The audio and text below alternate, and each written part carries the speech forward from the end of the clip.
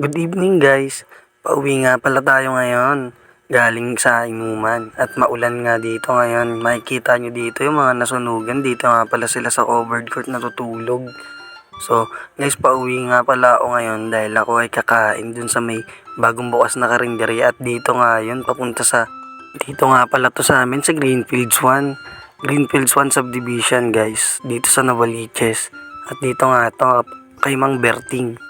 At ito nga pala itsura ng labas guys. Ayan. Ayan, kung makikita niyo yan guys. Pag may nakita kay maliit na parang kainan, dun yan guys kay Mang Berting. Solid yung mga kainan dito guys. At chicken silog nga pala yung in-order ko guys. At ayan nga pala yung mga menu nila. May 95, 98, 85, mga ganon. Basta only rice yan guys. Sobra solid dito. In-order ko nga dyan chicken silog. At makikita niyo order ko dito guys. Napakasarap nito guys. At ito na nga yun guys. So makikita niyo dito yung pagka-serve ni Mang Berting. At libre pares ka na dyan. Pares soup yan guys. At ito nga pala yung aking in-order. Ayan no. Dalawang manok. Nagulat ako eh. Dalawang manok na malalaki. May gravy ka pa. Gravy ka na talaga Mang Berting. 80 pesos mo, dalawang chicken, may pares soup ka na, tsaka may gravy ka pa. Ang lupit mo, Mang Berting. At dito nga, maglalagay na ako ng chili sauce nila. Panalo rin yung chili sauce nila, may dating din.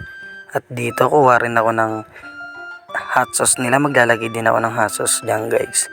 Maglalagay lang tayo mga pampalasa, guys. Pero kahit di mo nalagyan ng mga pampalasa, guys, grabe, solid yung chicken nila. Napakalasa, nakakatakam talaga. Tsaka yung java rice nila, guys. Panalo dito, guys.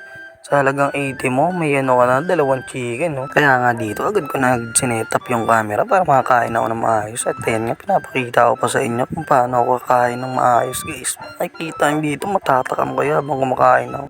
Kaya nga habang nagbo-voice over ako dito, natatakam ako sa kinakain ko dyan. Parang gusto ko uli kumain kay Mang Berting. Kaso wala na akong pera eh. Next time na lang ulit. Kaya nga habang kumakain ako dito, enjoy ko talaga yung lasa. Kasi talaga napakalasa ng pagkain nila dito guys. Hindi ka magsisisi dito guys kapag dito ako kumain kay Mang Berting. At ito nga guys, so, yung isang chicken nga di ko pa maubos. Sa isang chicken pa nga lang, solve ka na eh. Paano pa kaya kung dalawa, talaga mabubondot ka dito. Kaya nga kung may 100 pesos at gutom na gutom ka, taga Greenfields ka, sakto punta ka na dito kay Mang Berting. Dito ka na kumain, promise. Mabubusog ka dito at bubondat ang iyong tiyan. Kaya habang kinakain ko to, kita nyo naman, may gravy pa ako. Pwede ka pa naman talagang humingi ng gravy dito kahit naubos na yung gravy mo. Pwede ka mag-refill dahil only gravy din dito guys.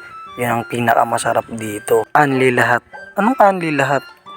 Eh di nalugi naman si Mang Berting. Ang macho ng iyong dating. Halos nga nakaapat na rice din ako dito. Kaso di ko na talaga kinaya. Ayan nga guys. So wala ni isang chicken guys. Isang chicken na lang yung natitira. Kaya nga dito guys. Kita nyo naman humingi pa ako ng konting gravy dyan. At para mailagay dito sa chicken na to. Medyo naduduwal na nga ako dito guys. Sa sobrang kabusugan ko. Pang-apat ko na kasi to. Tapos ayan na nga pala yung last chicken ko. At naglagay na rin ako ng chili sauce. Para naman masarap-sarap. Dito mekos talaga sa bunga ko yung chicken. At saka yung mga pampalasa guys. Kaya kayo kapag kakain kayo, enjoy nyo lang. Enjoy nyo lang yung lasa at yung kinakain nyo. At dito nga guys, naubos ko na to guys. Nung naubos ko rin to guys, putik yan. Solve ako at busog na busog. Pagka uwi ko, tulog talaga malala. Hanggang dito na lang ako. Paalam!